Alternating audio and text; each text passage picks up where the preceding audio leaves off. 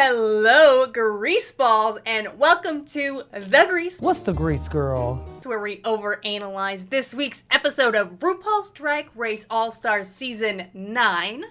I am your host, Princess Capella, joined today by the lovely Joshita. Hi, I have a glamorous headache. How are you? Oh. Last week, bitch, was the makeover challenge? Yeah, it was the firefighter makeover, and it was also sort of the girls group challenge, too. And we had Roxxxy and Vanjie in the top, and it was a tie. Woo! Each of the girls got money for their charities, and Angeria was snipped again, and she is fully pressed. Oh, she got the double snip, and she was like, wait a second, I just got snipped. The other, literally, what was it, 2 weeks ago? Well, I can't remember. And now she's like, okay, well, wait, now I'm not even the front runner. Right. What is going on? And I honestly, I kind of agreed with her. I thought it was a little, I didn't feel like Roxxxy needed to get her revenge because somebody else already got it for her. You know what I mean? And we're kind of back in the, oh my god, you're in a clique business. And it turns out that we have a producer, Roxxxy Andrews, behind the scenes, pulling the strings, and she's kind of starting all of this rompery about everybody is in a clique with everybody else. And she's been the one this whole time running her mouth saying people are in a clique. It just felt very, dragged on to me and, a little bit forced in certain ways because it was what are we even talking about at this point? And the entire time, Chanel is just like...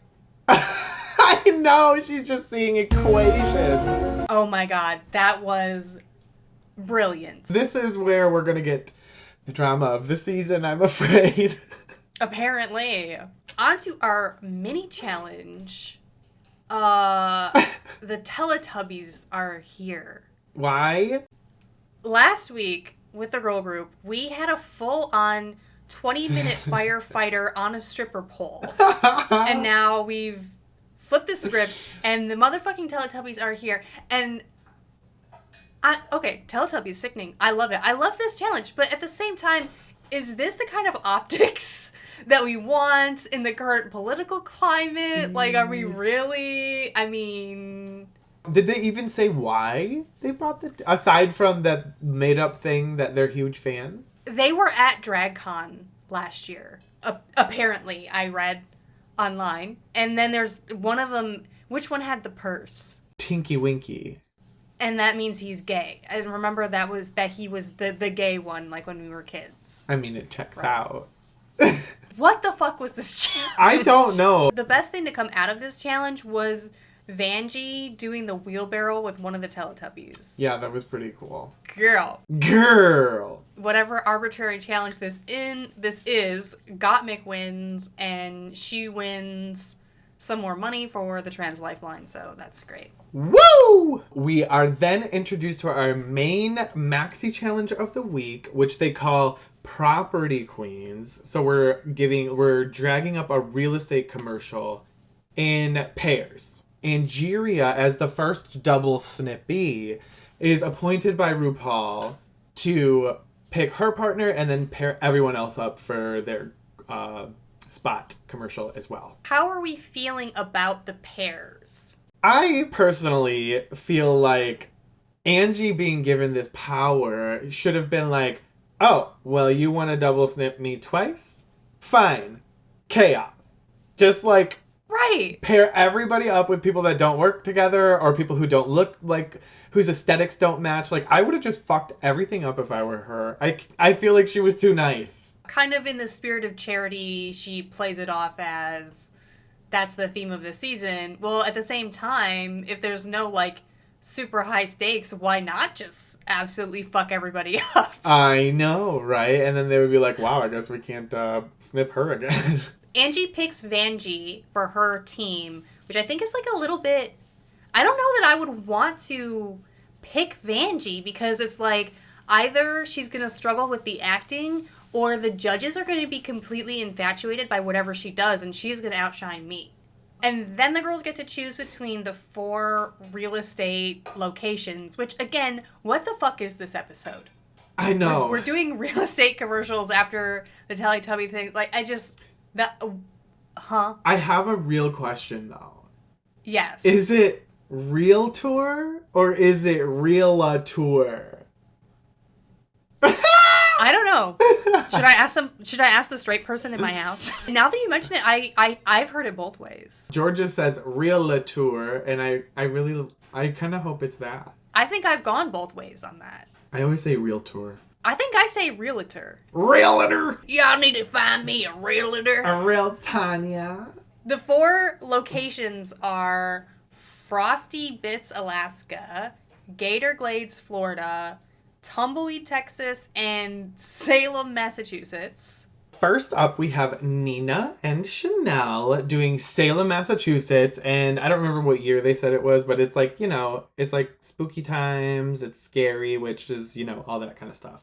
And they honestly were I feel like they were the most prepared. Nina is like such a workhorse when it comes to like making sure that they had an outline, making sure that they had shit to write down. The rapport that they have is really good. And they're playing off of each other. Chanel was a little bit left and right, but like Nina in particular, I think was kind of like keeping everything together in terms of like dialogue. Her look was not my favorite, like in general, which is kind of across the board. But I think she really carried this one. So Nina for me this week, I have an All Right Mama. All right. Nina was definitely kind of the driving force behind the team. I mean, she slayed with the actual like real estate kind of section of the challenge, even if it wasn't like, obviously the challenge wasn't to be literal realtors, but however much she did know really worked in their favor. I also have Nina in All Right Mama. All right. And then Chanel, she really had the look nailed down as far as like a realtor and you're a spooky, ooky, ghost or whatever. Yes. It was really giving executive Skeletor or whatever. Like, it was perfect. And Chanel does this thing that is like so fantastical where she just like opens her eyes and her mouth like so big, I don't know how the fuck she does that, and like she's just doing it while Nina is talking, and I'm just like ensorcelled by everything that Chanel does. I have her in All Right Mama as well. All right. I think she did a really good job. Like, we hadn't really had a lot of like exposure to Chanel being in like comedy / acting challenges before. I mean, not a lot of people have seen All Stars 1, so not a lot of people saw much of that anyways. But I just think she was a little bit more scattered throughout it, and I feel like her edit made it look a lot better. Now, I don't want to say that it's like she did a bad job. I still think she did a great job, and her look was miles better than Nina's look. So I really, really give her marks for that. I do have her in But Is It Fashion this week. But is it fashion? Up next, we have Angie and Vanjie, what are they doing? Gator Glades. We'll start off with Angie. I thought Angie was kind of hilarious. I'm starting to think that Angie's one of those queens that doesn't really have to do much. As long as she kind of gets the lines and the timing right, she's really funny, which I'm not discrediting her for, but like I thought she was so good in this. Like the little moments where she was like very off the cuff, where like Vanjie didn't like she left her hanging and she was like, it's alright. It was just like so funny. I thought it was like she didn't seem nervous or anything. I thought she did a really good job. I've got Angie in All Right Mama this week. All right. Angie's accent worked so perfectly for this. It was just so funny. The part where they said, and the best part is there's no gay people. Brilliant. I actually have Angie in Slayana. I think she did really, really well in this. Slayana all day. Vanjie, I also think did really well, but we've said this before, and you specifically mentioned that you don't think Vanjie can even really do an accent, and she just needs to stop trying. She just needs to use her regular voice, because it would have been even funnier, and then she could have kind of kept the energy up, because she did have a few of those moments where because she's trying to, like, do an accent, it's, like, bringing down her energy a little bit. And we don't want that. Like, we want her big, crazy Vanjie energy. But it was still really, really funny. I have Vanjie in the top of But Is It Fashion? But is it fashion? I didn't even think of it until you said it, that if she would just done her normal voice, it would have been a lot more... She's from Florida. Yeah, it would have been a lot more, like, personable, almost, I guess. And, like, fitting of that type of person and that character she was trying to be. That being said, she still did a good job. I think she was funny. She had that Siggy hanging there and doing that stupid little shuffle foot thing. Her look was silly as hell. But I've got her in But Is It Fashion as well. But is it fashion? Their team also should have been called Swamp Ass Reality. Yeah. Like they did Swamp Pussy, which is, like, not a thing. Swamp Ass, the joke is right there. You just gotta grab the ass. Reach out and grab it. Up next, we have Roxxxy and Plastica. So we'll start with Roxxxy. I thought Roxxxy did a good job. It was funny because when they started doing this and she and Plastique were getting ready and doing their makeup and looking all stupid, I was like, can you imagine what season 5 Roxxxy would do, say, and how they would react to seeing All Stars 9 Roxxxy doing this? Anyways, Roxxxy did a pretty good job. I feel like she was trying really hard to help Plastique shine in this type of challenge because they're friends and Plastique's like, I'm trying to be a comedy queen. So I feel like in that sense, she kind of tried to take a little bit of a backseat to Plastique in this one. But at the same time, she kind of held it all together, if that makes any sense. If she had more, I don't know. I just thought Plastique did better. I've got Roxxxy in But Is It Fashion this week. But is it fashion?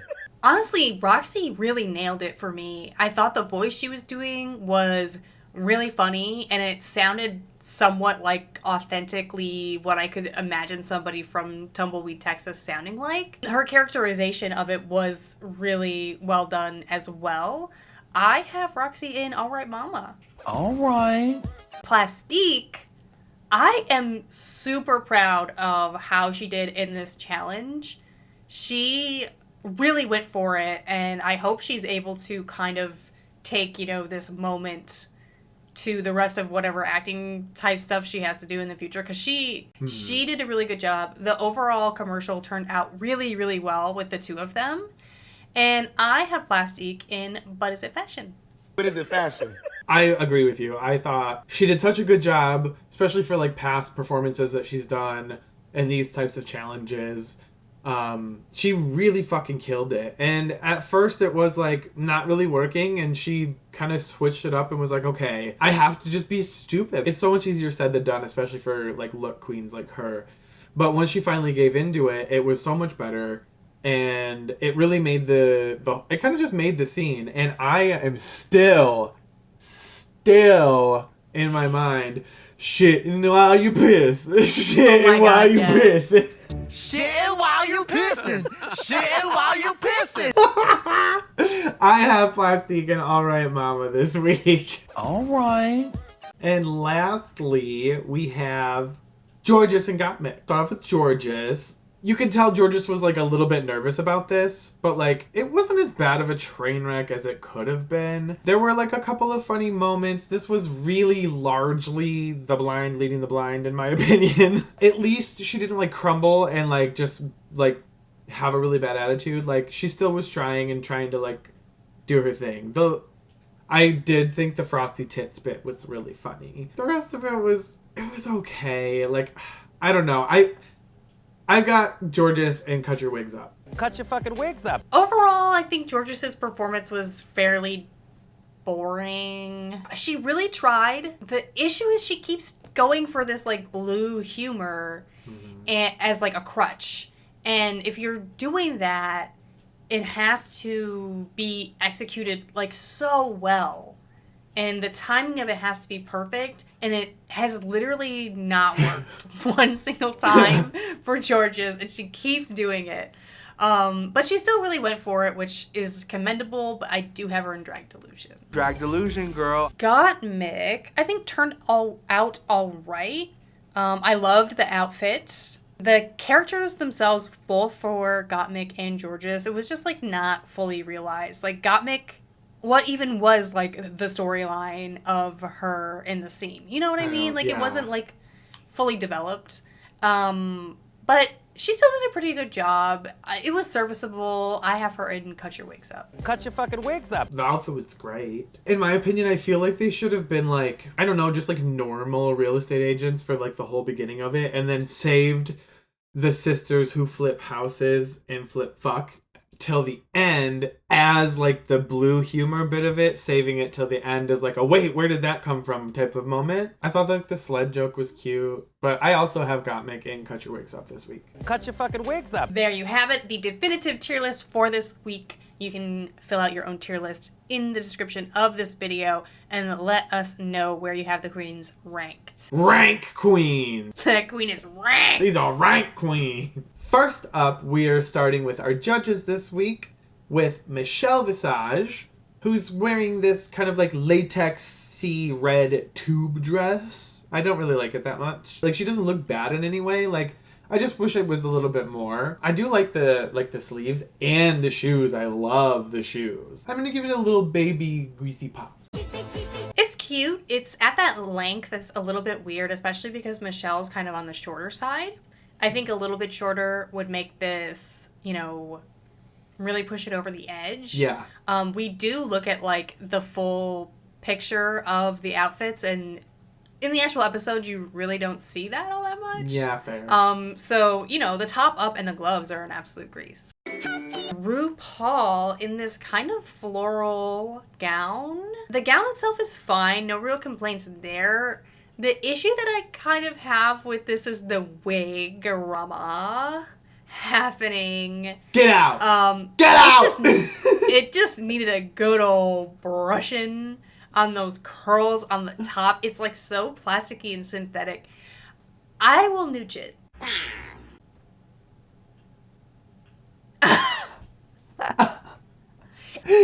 I don't even know who the fuck you are.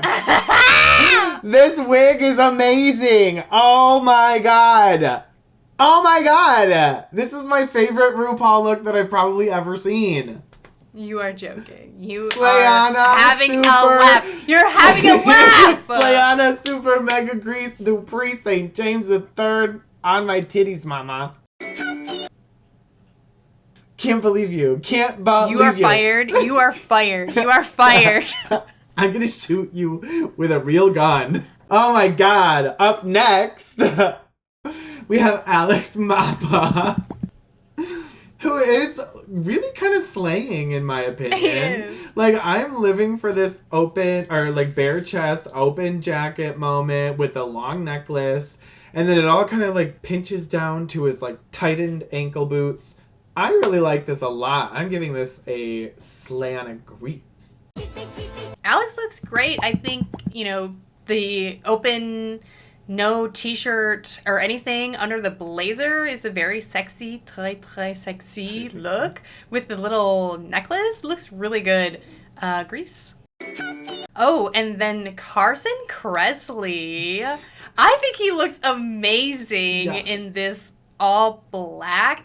You like don't see him in black all that often. That's He's true. Usually like very pastel. He's looking great. He's got these fucking sexy little glasses on. Grease. Ooh, I'm getting worked up. I do like this. It is definitely not a color we see very often from him, I feel like. You're right. It's a lot of pastels, a lot of pinkies and white bubblegum bullshit. But I do like this. I think it's cute. I'm not like madly in love with it like you are over there getting all humid. I will give it a grease though. For the main runway, we have Day to Night Reveal, where you can kind of take that as you will, I guess. Up first, we'll have Ninta West. The first look is kind of not okay for me, like the beginning of it, because it's like so absolutely lumpy. It's like you absolutely know there's something going on under there, and it looks très weird. Also, the shoes are sticking out, and they're like Très weird. big, fluffy blue shoes. Like, Mara blue slippers. Yeah, what? And so the first part, yeah, definitely like not the best. And then the second one is kind of like, all right. Like she says showgirl, and I'm like, okay, where? But it is not, to me, it's not saying day, night, really, in any way. And it was like a poor reveal, kind of, in my opinion. Joshita said, fuck you, princess. I'm going to review every single look. I hate you because you don't like RuPaul's wig this week. Fuck you. You know what? Fuck you. Overall, more than a little bit, a miss for me. She's like wearing a lampshade when she comes out on her head. And it's so lumpy, and that is just not okay. It's just, the first look is not okay at all whatsoever. The second look, the colors are a little bit like strangely weird mixed together for me. The crotch region, something strange is happening. It's like a weird point. But it's like flapping in the wind as well. It's like, I don't know what's happening there. There's a lot of just like, what's going on? There's a lot of question marks that I'm seeing. It just has to be a gross. Did you say grease or gross? I don't even think. Oh, no, I did, but I don't think I did. But grease. I mean, gross, obviously.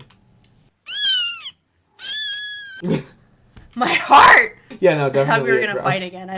fight again. Oh my god. Definitely gross. I'm not ready to fight again. Oh, right. Miss Chanel. I think that Chanel gives us the best, like, day and then to night and then also the reveal aspect of the garment. Because she starts off in a cocktail dress, kind of. Or not even cocktail dress, but, like, you know, I don't know. A dress. Like a short daytime A lady dress, who what I would say. lunches. And then it goes to an actual, like, evening gown. And the reveal is actually things are happening on the garment to take it from what it was to what it becomes. The length is different.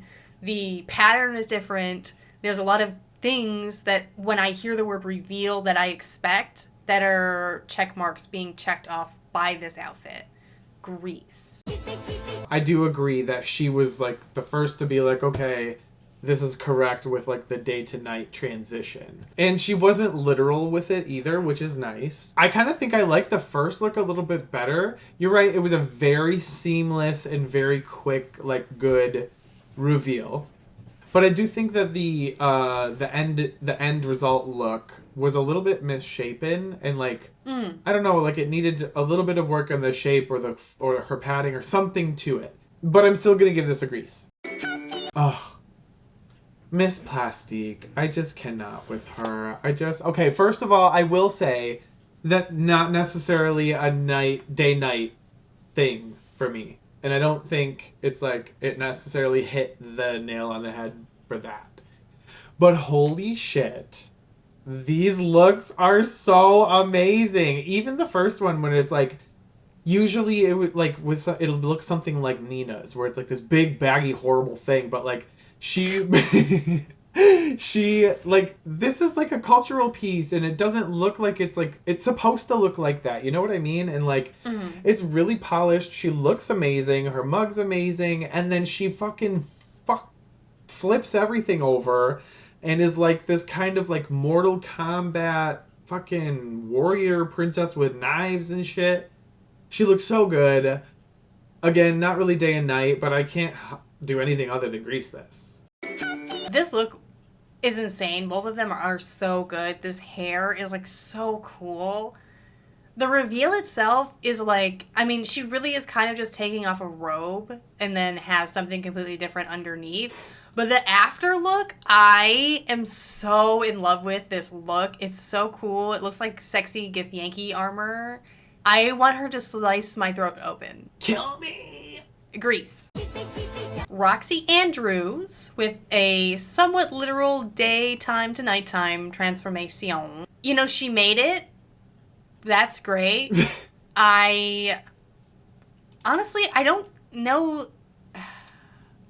I very much don't like the before. And she literally is just taking off a jacket and has another dress underneath.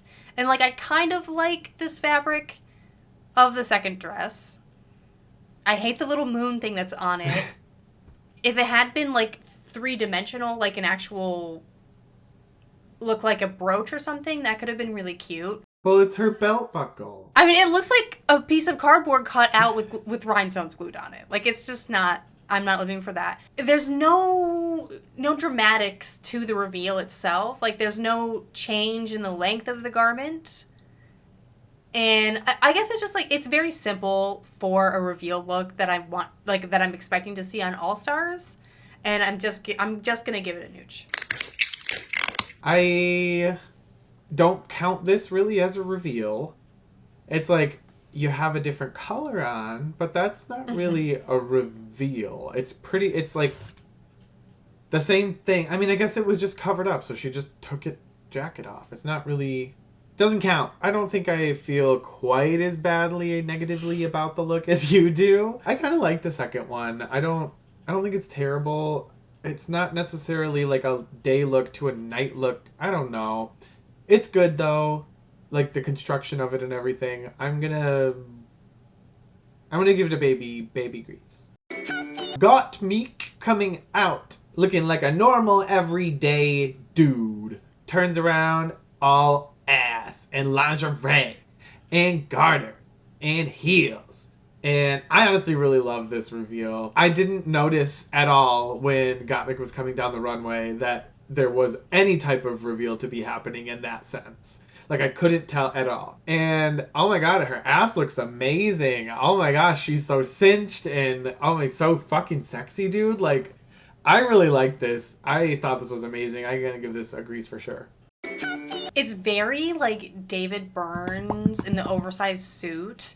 And I was expecting the whole suit to come off and there be something underneath it. Which is ridiculous because this style of reveal we have seen so many times where it's like, oh, I turn around and my ass is out. Like, we just saw it on UK versus the World with Scarlet Envy. So it's not like this is, like, groundbreaking. But even the way that, like, the suit is so oversized that you can't tell that she's cinched under it. So when she turns around and you see that black lining of the suit makes the negative shape look so much even more pronounced. Like, oh my god. And when she fucking bends over in that, I am not okay mentally after viewing this episode. I grease. Georges is wearing a little, I guess, 70s number. I mean, or like tennis skirt. I don't know what this first outfit is. It's just like ruffles. I mean, I love the hair. Oh god, yeah. The reveal outfit looks really good. And she did at least have to kind of do something for the reveal, like twirl out of it. So that's gets some points. It is going to be a nooch just because the first outfit is like very pedestrian. The reveal is really pretty with all the fringe. Like Michelle said, I don't know who's going out in the daytime with that look. It looks like a definitely like nighttime dancey, dressy, whatever club look. I did like her reveal, like action of it all, like how she kind of unfurled it and like twirled away from it. That was cool. It was very Georges. I loved the end result look. I thought it looked amazing. Georges' mug this week looked so good, and this wig was like so beautiful. Honestly, I'm still gonna give this a grease.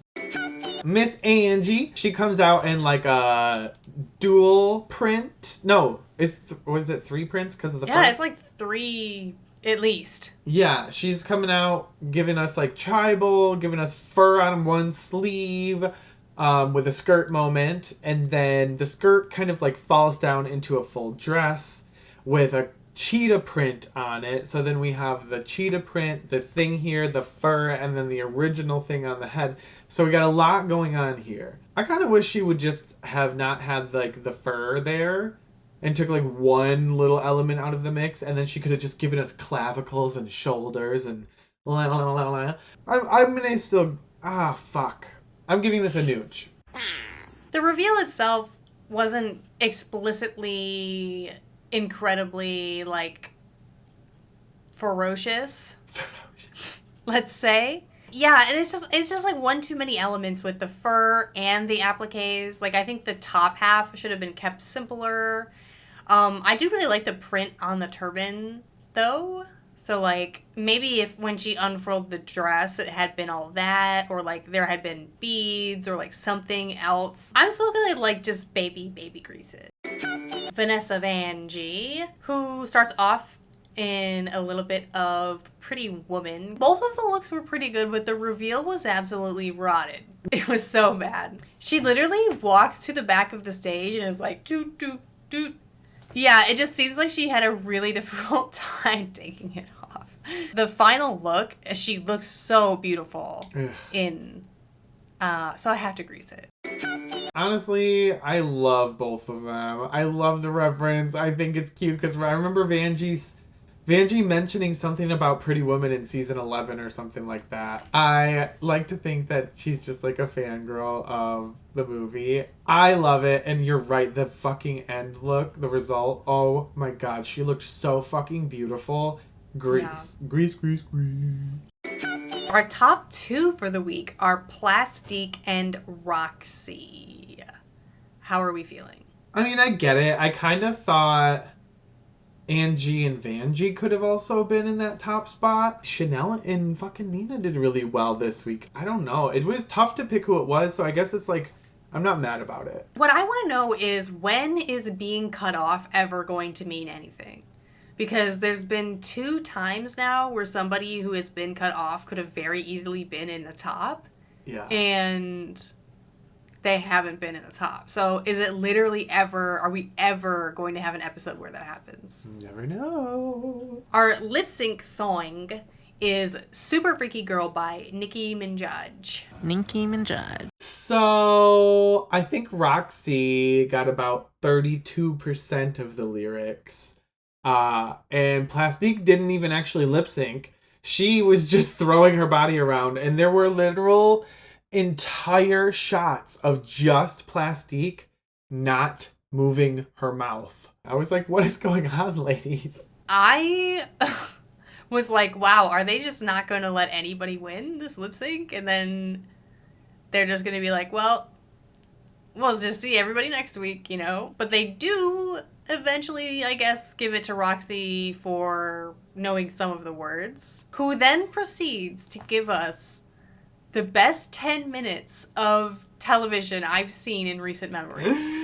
Yes! Oh my. It's immediately a theatrical performance. Upon Rue's announcement of her winning, we get just a guttural groan.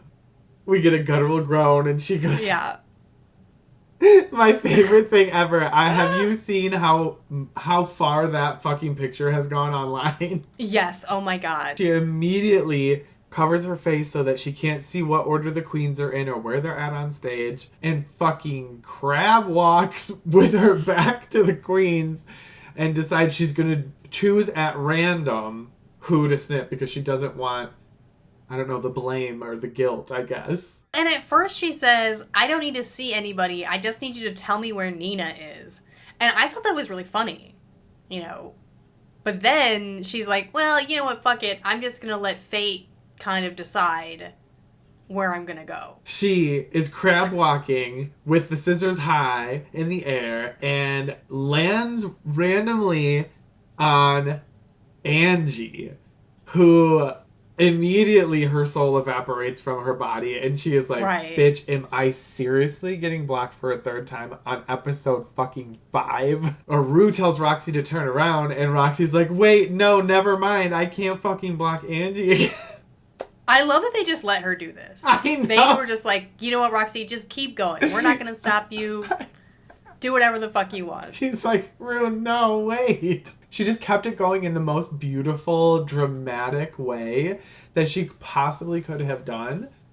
And then finally, after like 2 full minutes, eventually is able to decide on Gottmik to actually snip for next week. And she's fully having a mental breakdown, and Mick has to be like, no, it's okay, Gorge. Poor Gottmik. Before I watched the episode, Joshita texted me and was like, the last 10 minutes of the episode are crazy. And I was watching it, and the lip sync finished, and I was like, what? Like, what could possibly happen at this point? I was not prepared at all. Oh my god. It was so good. Too good. We have to award our best hair, best mug, and best dressed for the episode.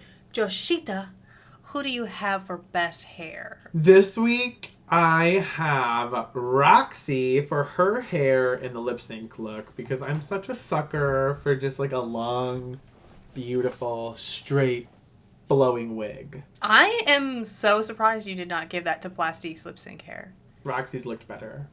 Well, my best hair is either Plastique's runway with the sculpted hair okay. or the lip sync hair. I absolutely need a wig with tinsel in it like that. That was so cunt. Oh my god. So who do you have this week for best mug? It's been a long time coming, but I have none other than Chanel for best mug this week. She is always just so beautifully painted. I agree. She does. Her face always looks really good. This week for mug, I actually have Georges for her runway look. Her face looked so amazing, and honestly, my heart broke when she started crying. But I was like, "Bitch, you look so beautiful. Keep crying." And who do you have for best dressed?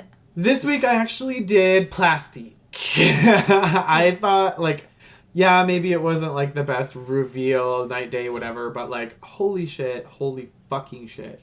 I gave it to Plastique. I have Gottmik, though I do want to say that I think Chanel had the best reveal. But Gottmik's outfit was just... yes. All right, Joshita, do you have anything else to say? Speak now or forever hold your grease. Oh, I just saw God. No, I don't have anything to say. Oh, like, subscribe, and comment, please. Please, for the love of God. All right, well, we will see you next week. Bye. Bye.